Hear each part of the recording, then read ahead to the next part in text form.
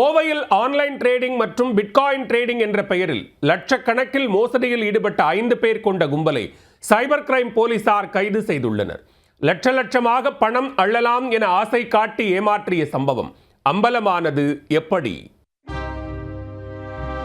துபாயில் பணியாற்றி வரும் கோவை வடவள்ளியைச் சேர்ந்த சீனிவாச பெருமாள் என்பவரை சமூக வலைத்தளங்கள் மூலம் தொடர்பு கொண்ட சிலர் ஆன்லைன் மற்றும் பிட்காயின் ட்ரேடிங் வர்த்தகத்தில் முதலீடு செய்தால் லட்சக்கணக்கில் லாபம் பொலபொலவென கொட்டும் என ஆசையை காட்டியுள்ளனர். அதை உண்மை என நம்பிய சீனிவாச பெருமாள் சிறிதளவு முதலீடு செய்துள்ளார். அதில் நல்ல லாபம் வரவே மீண்டும் பண ஆசையில் 27,45,000 ரூபாயை கொத்தாக முதலீடு செய்துள்ளார்.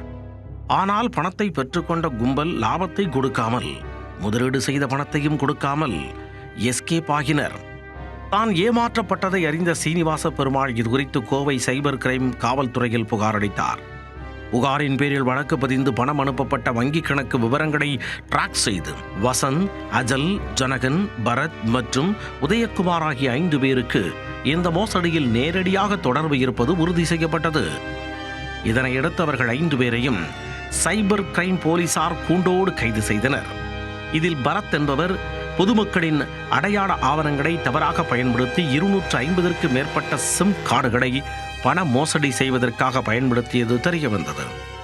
மேலும் உதயகுமார் என்பவர் பொதுமக்களின் வங்கி கணக்குகளை பெற்று வெளிநாட்டு நபர்களுக்கு மோசடிக்காக அனுப்பி வைத்ததும் விசாரணையில் தெரியவந்தது. கைது செய்யப்பட்டுள்ள இந்த கும்பல் மீது ஏற்கனவே பல்வேறு மாநிலங்களில் 15க்கும் மேற்பட்ட புகார்கள் நிலுவையில் உள்ளதும் அம்பலமாகியுள்ளது.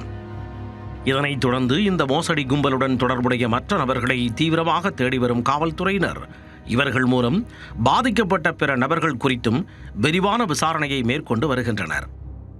அதில் பல கோடி ரூபாய்க்கான மோசடி சம்பவங்கள் அம்பலமாகும் என எதிர்பார்க்கப்படுகிறது.